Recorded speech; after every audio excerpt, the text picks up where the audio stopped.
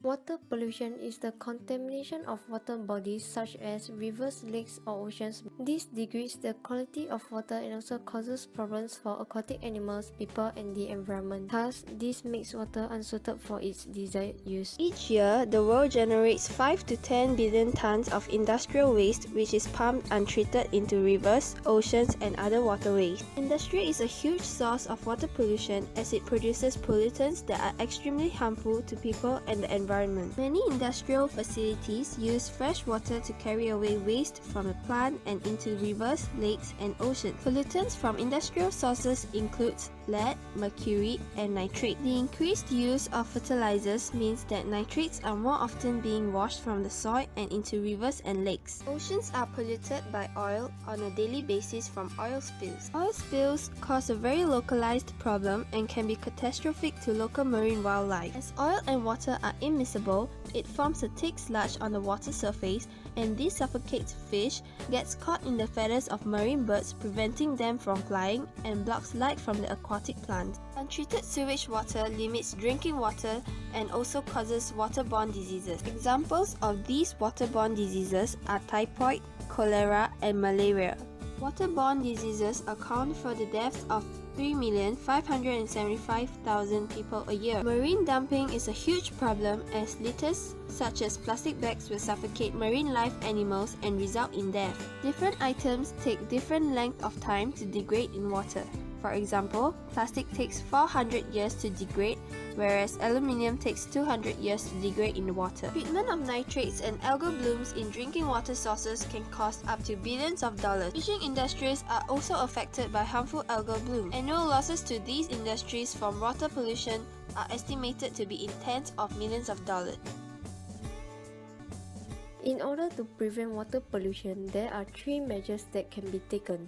Firstly, by educating the public. Environmental education educates the public so that they are better informed to handle the problems regarding pollution. Educational programs, pamphlets, and other informational products can equip the public with the necessary skills in making informed decisions and take responsible action. Secondly, environmental laws and regulations together with policies can be imposed to refrain people from polluting, and local authorities can implement strict regulations about industrial dumping of effluent. Thirdly, individual responsibilities can be taken through the practice of the 3 R's, namely reduce, reuse, and recycle. For example, when brushing teeth, we must save the water by turning off the tap when running water is not necessary. By adopting these good and healthy practices, it can reduce the amount of dirty water that needs to be treated. How much do you know about water quality and how important it is? It refers to radiological, physical, chemical, and biological characteristics. Water quality is a measure of the condition of water relative to the requirements of one or more biotic species and/or to any human need or purpose. The most common standard used to assess water quality relates to the health of ecosystems, safety of human contact, and consumption. Water quality depends on local geology. For example, water quality may be polluted if sewage dispersion or industrial pollution occur. Why do we need to know water quality? Water quality is very important as it is for human consumption. It can pose a health risk for people and the ecosystem depending on how good or bad the quality of water it is.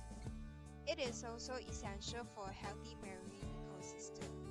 Also, to ensure that we have a good river health, quality of water has to be of a certain grade. As humans depend on water sources for farming, drinking, social and economic value, if the quality of water were to degrade, this would mean that the humans would be losing its water resources in terms of usability and value. Bad quality of water would cause the commercial and recreational value of water resources to diminish. For example, as Maldives is known for its beaches and blue lagoons, if the waters there were murky and dirty, tourists would not want to visit there. The quality of life is interrelated to the quality of water. If people are drinking water which is not of a certain quality, It might cause them to get waterborne diseases as there are microorganisms living in contaminated waters. Similarly, we are also consuming food that comes from the sea as we are part of the food chain ecosystem. So, if fishes and aquatic plants are living and eating in unclean waters, when we eat these fishes, what they eat before us will be transferred to us, making us sick.